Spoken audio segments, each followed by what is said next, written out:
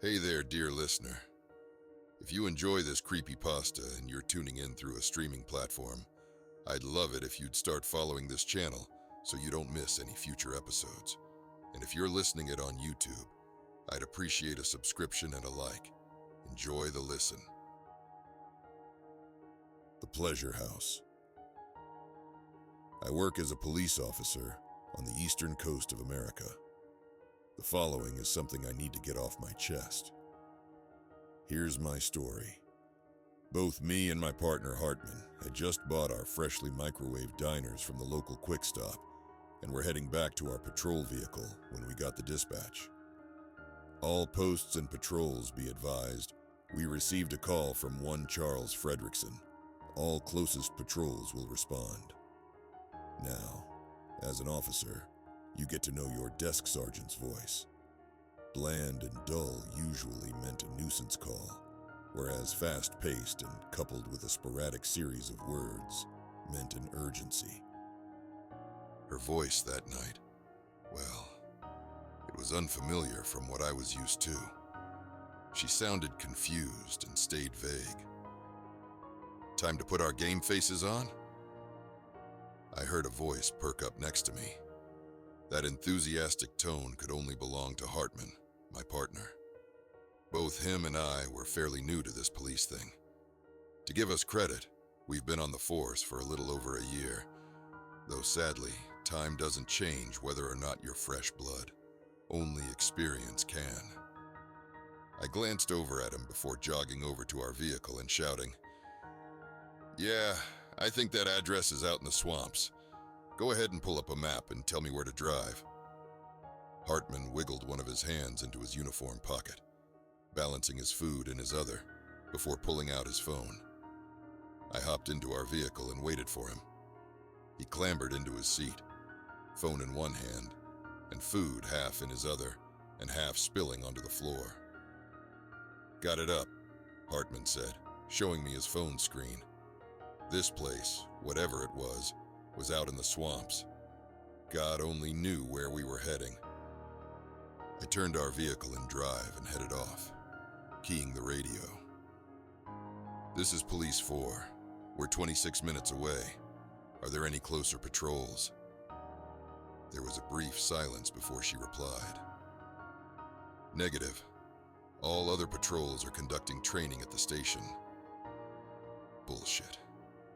If there's any cops out there who read this, you know if you hear that other patrols are doing training at 10 p.m. at night, and you're the newest patrol, what they really mean is all the other patrols are taking a break at the station and can't be bothered to respond to any non-emergencies. Those pricks left us to dry on this one.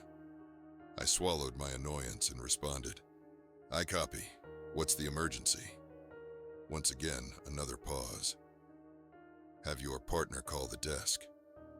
Her tone seemed off again. Whatever this was had weirded her out. After Hartman was done shoving his food in the back seat, he made the call. "She's saying she got a call from someone named Charles Fredrickson. He seemed erratic and fidgety. He said he wanted the government to come back and talk to him. She's got no idea what that meant, just for us to be careful and keep in touch." As I headed away from our suburbia and into the boonies, I couldn't shake the feeling that something was wrong. The night air seemed unnaturally heavy and boggy. I'll grant the fact we were heading closer to the swamps as an explanation, but sometimes you know when things aren't right. A few minutes down the forested and empty road, Hartman spoke up. "At the next fork in the road, take a right." The way that would take us led straight into the woods. Swamp and marshland engulfed the land out there. Even the trees had somewhat submerged into the bile that made up the wetlands. Any hope for a walkway, bikeway, or boatway was non-existent this far down. The only bridge from us to our destination was the unkempt and dirty old road that we found ourselves on.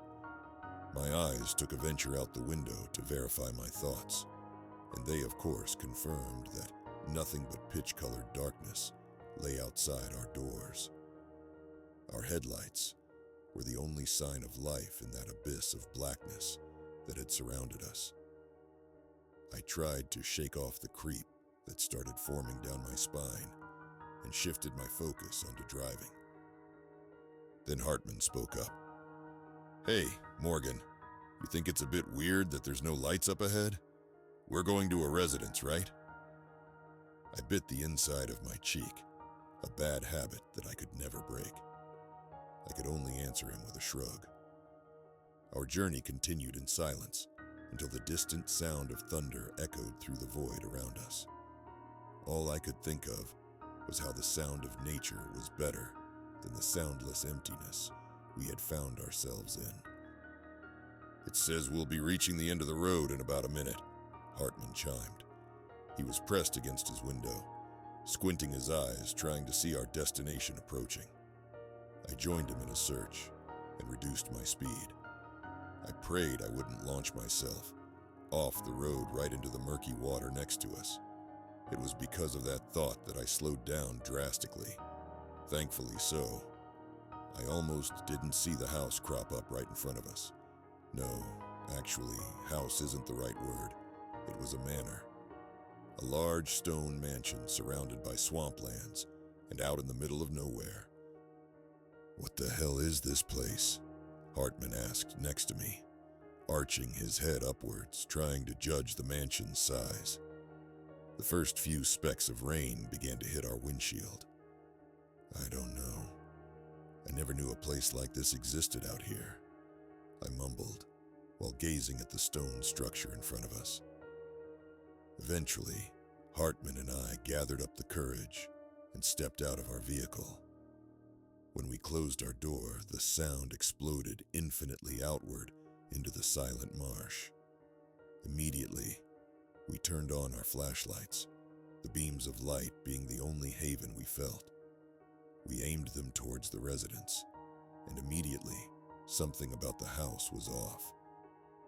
"Morgan, where are the windows?" I felt his words slither down my spine like a frozen snake. He was right. There were no windows. No windows and no cars. Only a single massive red door at the entrance. "Let's circle around back and see if we can find something," I suggested, letting my teeth scrape the inside of my cheek again. Every fiber of my being wanted to call in backup, but there was no way in hell I'd risk waiting. Everyone, especially cops, have this danger sense that goes off in bad scenarios. That sense was buzzing hard. The rain began to fall harder, drenching us in thick, humid water. Hartman volunteered to look out back, behind the house, for any other windows or doors. He came up empty-handed. "No sounds or signs of life," he said quietly, barely audible above the rain. "As bad feelings go, this place is the mother lode." I nodded in response before radioing in to the desk. "This is when shit gets weird. If you try and use a radio that's out of range, it beeps loudly and won't let you make the transmission." That didn't happen.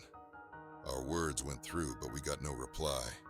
Well, no real reply anyway. In response to us, we heard the constant sound of static come over the radios, signifying that something was blocking us out, keying the transmissions from everywhere but that source. We tried to go to our secondary means of communications, our phones. They were, of course, out of service. I wanted to hop back inside our patrol vehicle and wait for backup, but that could take upwards of an hour or more without us radioing it in. Besides, someone made a call to us. Someone was inside that bricked-up building, and we needed to at least knock and see if they were okay. So me and Hartman agreed to at least walk up to that door and see if anyone inside would answer it.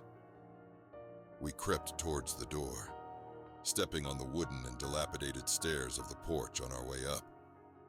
I knocked on the wood, trying to be louder than the thunder that began to sound in the skies above us. Hartman clutched his sidearm.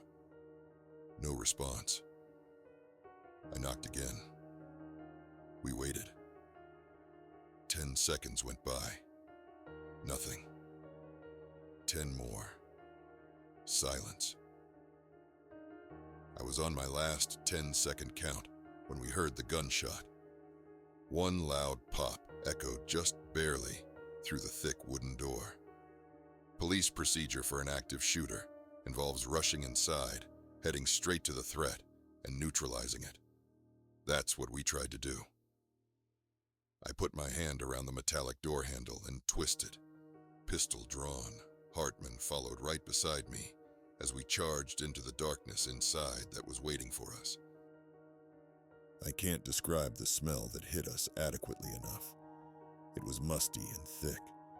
The air smelled of fluids that either belonged inside of someone's body or inside of a bedroom, not displayed openly in the foyer. As soon as both of our feet hit the wooden floors of the interior, the door behind us slammed shut. Shit, check the door. I'll keep eyes on in the house. I growled. I saw Hartman's flashlight whip back towards the door, as mine remained forward and steadfast. We were in some sort of mudroom that led to the foyer. I heard him fiddle with the doorknob and try to shoulder check it open, but I could tell it wasn't budging. This door's spring-locked and, hell, it looks like it's got a magnetic strip on the top and bottom. I swallowed hard. Our voices washed through that home like a tidal wave. If this was a trap, whoever was inside knew exactly where we were. We stood in silence for a while. I think we were both expecting a grand reveal. A few shots fired in our direction. Some psycho on psychotics running towards us. But we got none of that. We stood in near total silence. The only other sound besides our shallow breathing was the sound of dripping coming from the main room in front of us. There was also a strange red dust that seemed to float endlessly in the air. "Hello," I called out, directing my voice towards the sounds of the dripping. "Is anyone in there?" The sound of a chair being dragged above us answered my voice. I felt my body tense up. "Someone must be on the second floor," I mumbled towards Hartman. He now stood by my side. With his company, I felt strong enough to venture forward into the foyer. The dripping got louder. As soon as we passed through the entryway, we saw what made the dripping noise. An older man sat in a chair facing us, head tilted to one side. His glazed-over eyes were the first to greet us. The second was the pistol laying on the floor next to him. The dripping came from the blood that slowly trickled down his face, careening itself over the edge of his nose and onto the hardwood floor below him. It seemed like he had killed himself. "Charles?" I heard Hartman repeat to himself. "This isn't Charles. This is Mr. Woodshaw." I looked back to the body. Mr. Woodshaw was a local multi-millionaire who disappeared nearly 30 years ago. His family had founded our town. Sure enough, the body looked just like him. "What do we do?" Hartman whispered to me, before pausing and adding in, "And what's in his hand?" A note was crumpled up in his palm. I knew I shouldn't touch it. I knew this could be a crime scene, but I was scared. I wanted answers. So Hartman and I approached the old man's body and took it from his lifeless hands. Pressed the button on the stairs. That's all it read. As soon as the last word rattled off inside of my brain, I heard the sound of something being dragged above us, towards the stairs the note had mentioned. I dropped the paper and pulled my pistol and flashlight up to the top of the stairs. I swear I saw a pale, thin hand point towards the bottom step before retracting itself around the corner and disappearing. We need to find a way out of here, Hartman said. I wanted to ask him if he had seen what I did, but I didn't want to feed into whatever paranoia was consuming me. Instead, I walked over to the bottom step and felt around. Sure enough, just under the lip of the stair was what felt like a button. I clicked it. Welcome to the Frederickson Manor, your new paradise. The cheery voice of a younger Mr. Woodshaw echoed out through the main room from the walls. I apologize, I can't be there to greet you in person. I have business to attend to. Feel free to enjoy each other's company while I'm gone. I'll see you shortly. The audio seemed out of place in this barren home. I couldn't help but wonder what had happened here. Immediately after the audio in the speakers spun forward, clearly to a new recording, an older and more distraught Mr. Woodshaw spoke up. Are you still watching? I can feel it in the air. Am I part of your experiment now? For the first time in 30 years, I can think clearly, and I want out. There was a brief pause as Mr. Woodshaw cried to himself. The front door can be opened with a switch in my office upstairs. I need you to click it. I've done enough. A static came over the speakers as it cut out. Should we go? Hartman asked, looking towards the stairs. I don't see why not. We need to get out of here. Hartman walked up to me, and we both slowly crept up the steps. I heard the sounds of footsteps scattering below us like rats. Neither of us had the courage to look back at what had made the noise. The top of the stairs presented a hallway that we pressed through. We passed by several unassuming doorways, some open and some closed. We were only focused on one. At the end of hallway lay a thick metal door painted the same red as the entrance. We were willing to take the gamble and say that was his office. My eyes eventually traveled to the floor we were walking on.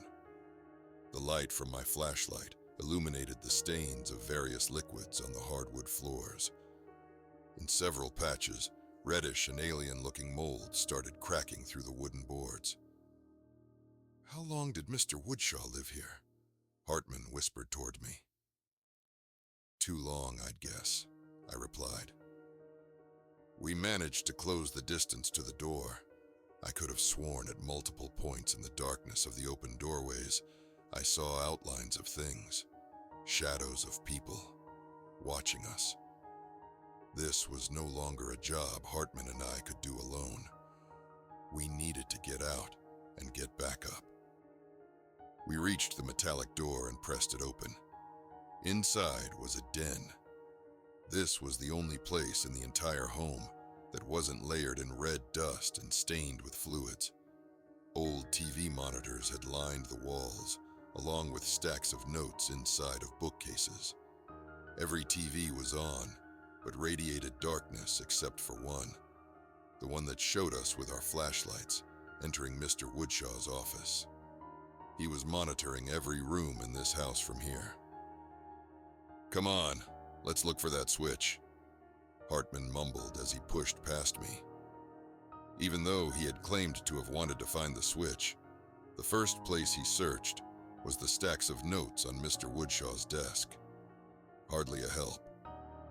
I ignored my own curiosity and began scrounging the walls and TVs for anything that could be flipped. I ended up finding a whole switchboard dedicated to turning on and off the lights in any given room. I flipped one on and saw something I wish I never did. There was a small storage room filled with the bodies of infants, some bones, some decaying but none fresh. I suppose that was some sort of respite. I quickly flicked the light switch back off before doing a double take. I thought I had briefly noticed that someone was standing in the corner of that room. I flicked the light back on, and sure enough, there she was. I don't know if calling her a person would be respectful to the rest of us or not. I know how that sounds, but a person has something to them, something more. This thing, pale as pale can be, just stood there, staring at the dead children. Her face seemed pleased in a strange way, pleasured. It was when I noticed her hand placement over her groin that I flipped the light back off. Who the fuck could do that to dead children? I flipped another switch and saw a bedroom. A dead woman lay naked and abused on a bed as several men stood next to her, faces staring into the camera and genitals fully exposed. Their faces were contorted in a feral grin, the sides of their mouths crumbling from dehydration. I flipped the light off and tried one more room, a chapel.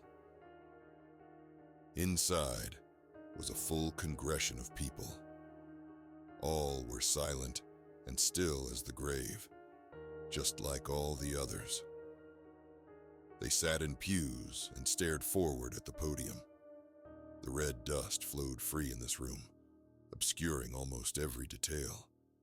I tried hard to see the images painted on the walls, but couldn't make out what they meant. Jesus, I heard Hartman mumble, breaking my gaze. He had placed his hand over his mouth in disgust. I looked back to the screen to see the whole congregation now standing on their feet. Their heads were twisted towards the camera in disgusted snarls. Before I could process what was happening, they began to sprint out of the room. From the hall outside, I heard the sounds of doors being slammed open and footsteps clamoring towards our direction. I heard the sounds of dozens of feet sprinting towards us. I ran to the door and braced it shut. I looked for a lock, but instead, I noticed a magnetic strip above my head. "Hartman, is there a way to lock this door?" I yelled, as a thud hit the other side of the metal behind me. Hartman looked up from the notes and saw me plastered against the door. He quickly understood what was happening. He scrounged the desk for a switch as another body slammed against the metal, pushing me forward. "Hurry up, Hartman!" I screamed, my voice shaking. I got it! I got it!" Hartman shouted from under the desk. I felt the door slam and seal behind me.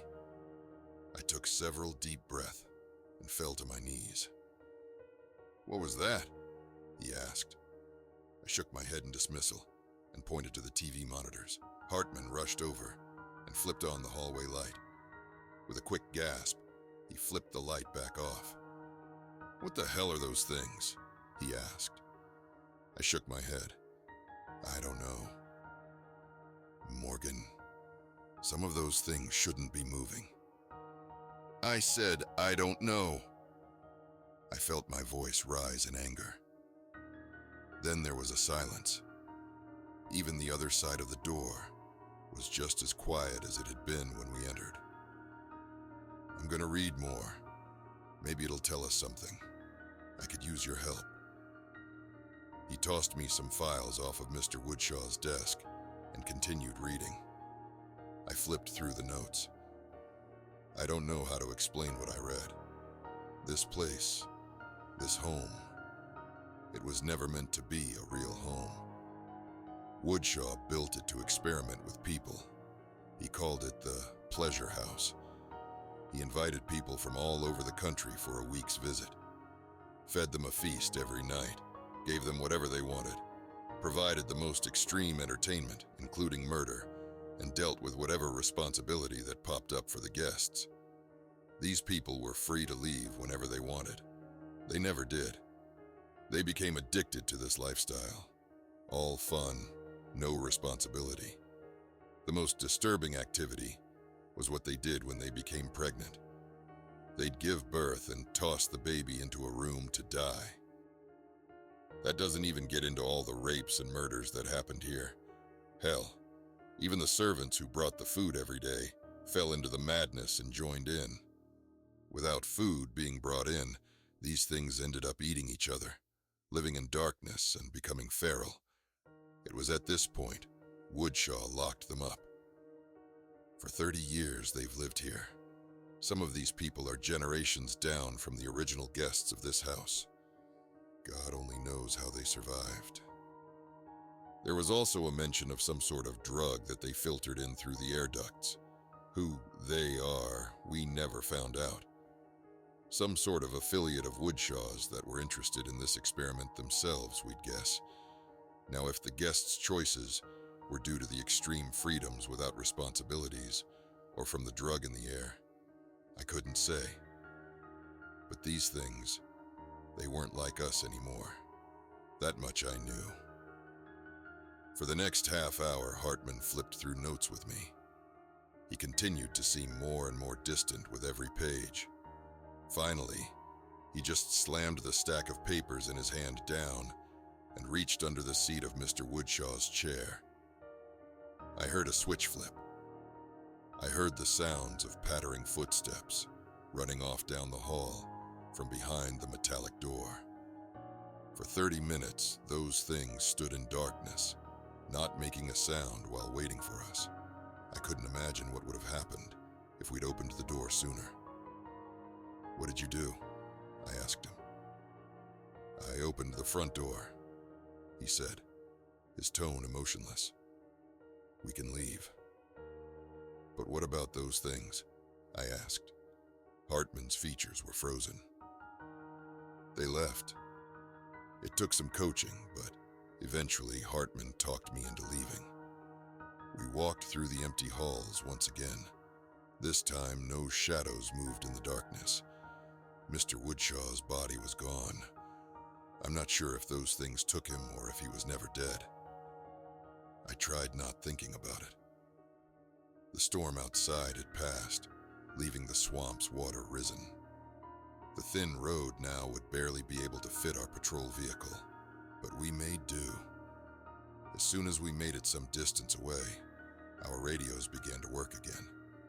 We called in for the casualties at the house, and dispatch told us to go back to the scene. We declined. They weren't too happy. What haunts me about this is that there was only one road leading away from that house, yet we didn't even see one of those things on the path. The only other way across was the swamp, and imagining them lurking off the side of the road as we drove past gives me chills. To be honest, the main reason I'm bringing this up is the fact that crime is rising in our town, and not the normal stuff either, but hard stuff, rapes and murder. Not one victim that managed to survive knows who the attackers were, just that they grinned the whole time and looked like they had never seen sunlight. I'm worried that Hartman and I are the reason these people are getting hurt. The federal lawmen are becoming increasingly interested in our town, and before they make us local guys shut up, I wanted to release what I knew.